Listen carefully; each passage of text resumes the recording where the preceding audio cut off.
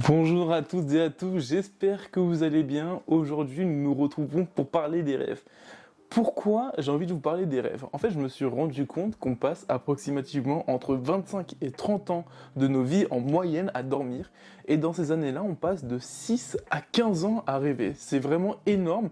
Et je me suis dit, en fait, tout ce temps passé là à rêver, à dormir, etc., en fait, on le connaît, enfin, je le connais très peu, et je pense que vous en connaissez très peu aussi. Donc, je me suis dit, bah, tant qu'à faire, fais des recherches, renseigne-toi, cherche des significations des rêves, cherche le rêve conscient, comment on l'obtient, cherche dans quelle phase de sommeil nous entrons pour rêver, et d'autres sujets comme ça, et je me suis dit, pourquoi pas en faire une vidéo. Donc, aujourd'hui, la vidéo est là, on va en parler tout de suite, c'est parti.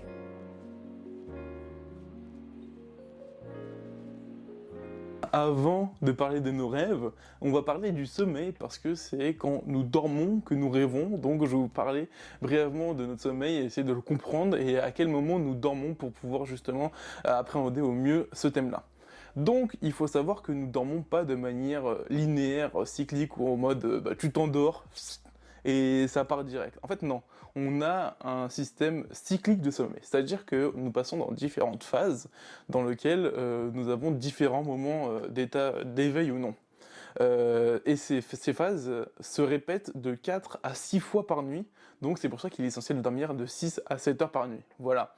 Donc je vais vous présenter brièvement ces phases-là. On a tout d'abord la phase d'endormissement, c'est là où tes paupières commencent à se devenir lourdes, tu deviens un peu amorphe. C'est quand tu regardes Netflix et que t'as fait l'épisode de trop, tu vois, t'es en mode oh, tu t'endors. Après, on passe sur un sommeil léger. Donc ce sommeil léger, c'est que tu dors à peu près, mais tu restes quand même aussi très en alerte sur les stimuli. Donc si tu as quelque chose qui touche à tes cinq sens, je sais pas, du bruit, une odeur, on te touche ou quoi, tu peux te réveiller. Et ton cerveau commence à se ralentir de plus en plus, tes muscles, t'es tout bleu-blotte, donc tu t'endors de plus en plus. Et puis à ce moment-là, on passe dans une phase de sommeil profond. Donc là, vraiment, tu dors. Tu n'as plus conscience de ton environnement, juste tu dors. Et il n'y a pas d'activité cérébrale. Et c'est à partir de la prochaine étape, qui est le sommeil paradoxal, qu'on remarque qu'il y a une activité cérébrale en hausse. Donc c'est à ce moment-là qu'on dort concrètement et qu'on rêve surtout. On remarque du coup une activité cérébrale qui crée des images, donc les rêves en question. Et aussi un truc assez étrange, c'est que quand on est dans cette phase paradoxale, les pupilles de nos yeux bougent, donc comme pour observer ce qu'on voit dans nos rêves. Concrètement, on va dire l'esprit de quand on rêve et le corps restent quand même rattachés, donc c'est pour ça qu'on a ce mouvement des pupilles pour voir d'où est le rêve. Petit warning, évidemment, toutes les personnes ne rêvent pas ou n'ont pas conscience qu'ils rêvent, selon évidemment l'âge, les maladies, etc., etc. Donc si vous rêvez pas, c'est que soit vous vous réveillez pas au moment où vous rêvez, donc la phase de sommeil paradoxal, ou que sinon vous ne rêvez pas, tout simplement selon des cas vraiment spéciaux. Voilà, et puis maintenant qu'on a on a à peu près compris quand nous rêvions durant notre nuit, on va pouvoir passer à l'analyse de nos rêves.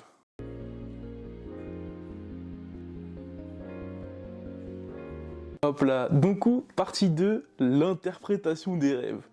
Je suis sûr que vous avez déjà fait ce rêve où vous arriviez en retard à l'école et sans pantalon, sans sac à dos. Ou encore le rêve de voler, ou encore le rêve de perdre ses dents, ou des choses comme ça qui sont vraiment très fréquents. Comment on peut les interpréter? Il y a des différentes manières, évidemment, il y a des interprétations qui sont religieuses, de culture et d'autres. Et puis, il y a un philosophe qui s'est plutôt penché dessus, et d'une manière un peu très... comment je peux dire ça? Lubrique. On va évidemment parler de Freud, qui a analysé beaucoup dans ses études les rêves, et qui pour lui, les rêves représentent la frustration que nous éprouvons durant notre journée. En gros, pour Freud, toutes les pulsions que tu as réfrénées dans ta journée, eh ben, elles ressortent durant tes rêves, et généralement, il y a beaucoup d'interprétations sexuelles dans ce que nous dit Freud. Par exemple, quand on voit un escalier dans nos rêves, pour Freud, l'escalier symbolise l'excitation sexuelle. C'est-à-dire que quand on rêve d'escalier, cela peut signifier une libération du désir refoulé ou de désir sexuel non satisfait. Évidemment aussi, il y a d'autres symboles comme la maison, qui pour lui, quand on se retrouve dans une chambre, dans une maison, c'est aussi un désir sexuel. Tous les objets phalliques représentent un zizi, et puis des entrées représentent le sexe de la femme. Pour Freud, vraiment le rêve c'est les désirs et pulsions sexuelles à la mort. Et puis, donc il a étudié ça comme ça, on le prend pas, mais il est là, ces études sont là, on peut le voir dans ses livres. Je vais en mettre là. Ça peut être une appréciation qu'on peut apporter évidemment sur l'interprétation des rêves, mais il faut savoir que les interprétations de rêves sont vraiment très, on va dire, floues. C'est un peu, bon, c'est un peu du pipeau, mais les mecs qui vous disent, ouais, sur les sites, surtout quand vous dites, ouais, j'ai rêvé de ça, et que t'as une explication, elle ne sera pas vraie. Parce que tout simplement, il faut savoir que, justement, quand les rêves sont propres à chacun de nos expériences.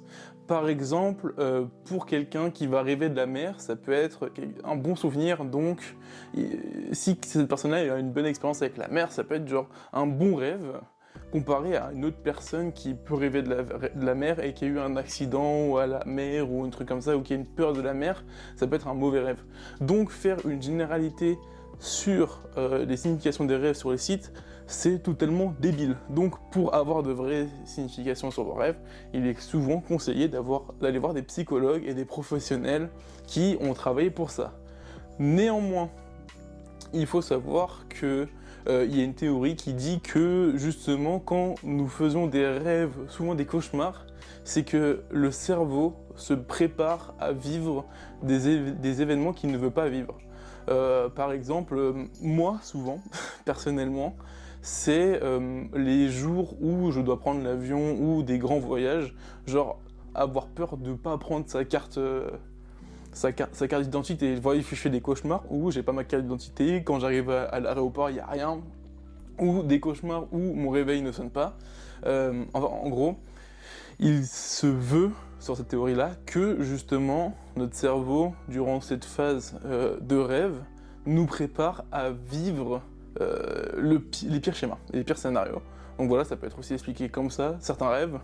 Et puis vraiment, je vous conseille, si vous voulez décrire vos rêves, les interpréter, allez voir des spécialistes et surtout n'allez pas sur des sites de j'interprète les rêves, non, parce que chacun a sa situation de vie, chacun a son histoire, chacun a son background. J'ai une histoire. J'ai un background. Donc on peut pas vraiment faire une idée, une identité sur chacune des interprétations, sur, je sais pas, par exemple l'eau, comme je vous l'expliquais juste avant, ça peut être aussi bien positif que négatif en fonction de l'histoire. Donc petit warning sur ça, faites attention, et puis on passe à la prochaine partie.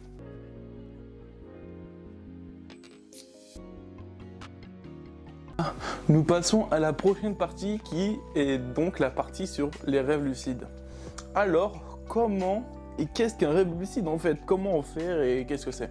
Donc concrètement, un rêve lucide, c'est un rêve dont une personne arrive à prendre le contrôle. Donc tu es en train de rêver et là, bim, tu dis « Oh putain, je rêve, je prends le contrôle de tout ce qui se passe. » Quelles sont les limites d'un rêve? Aucune, parce que c'est juste ton cerveau qui imagine.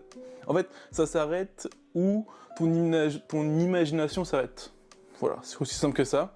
Et maintenant, comment prendre contrôle d'un rêve lucide? En fait, j'ai regardé plusieurs études et souvent, c'est des mécaniques de répétition durant la journée. Parce que quand on rêve, on reproduit ce qu'on fait dans la journée. Donc, il est très conseillé de faire de la méditation parce que la méditation, c'est vraiment prendre conscience que l'on vit, qu'on respire, etc.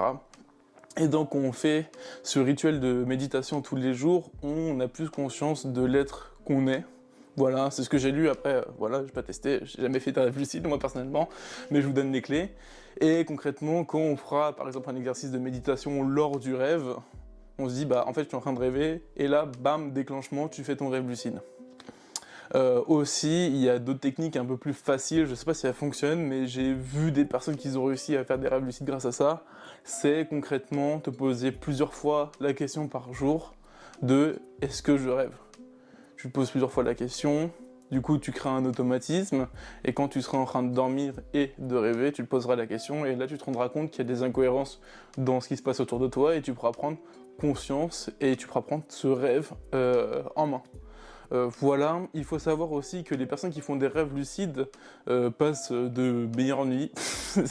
Enfin, pas passent de meilleures nuits, mais ils ont des rêves un peu plus beaux et cool que nous autres, les moldus, qui n'arrivons pas à faire ça. J'espère vous avoir bien renseigné pour les rêves lucides. C'est un peu court, mais on trouve pas forcément des trucs très bien argumentés sur les rêves lucides.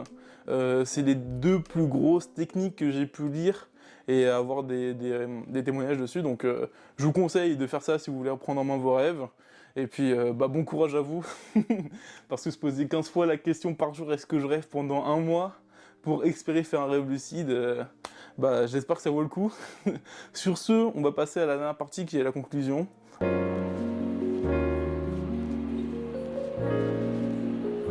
On arrive à la conclusion, donc j'espère que j'ai pu vous apprendre très rapidement comment se présenter les rêves, comme quand nous rêvions dans du coup ce cycle du sommeil, les différentes significations. Évidemment, j'ai un peu débunk la vérité, parce qu'en fait, on peut pas vraiment faire de signification des rêves générale, parce que ça dépend vraiment de l'histoire de tout le monde. Donc je vous ai pas appris grand chose dessus, si ce n'est peut-être vite fait la vision de Freud. Franchement, à lire pour avoir plus de renseignements, mais je vous ai fait un résumé du résumé de sa pensée. Mais ça vraiment, ça se met à ça, quoi. Ça vole pas très haut, mais voilà. Et aussi comment on peut rentrer plus facilement dans un rêve lucide. J'espère que cette vidéo vous aura plu et vous aura permis de, du coup, savoir quels étaient vraiment les tenants et aboutissants d'un rêve. Sur ce, moi, je vais dormir pour essayer de rêver. A plus, ciao! Et toi, oui, toi qui est resté jusqu'à la fin de la vidéo, tu vas t'abonner, hein, tu vas mettre un like, hein, et tu pars pas comme ça, hein. Tu sais, moi je te donne du travail et tu pars comme ça. Vas-y, t'es quoi, abonne-toi, je reste jusqu'à ce que tu t'abonnes. Vas-y, mets ton like, hein. J'espère que tu l'as fait, hein. Allez, c'est ciao.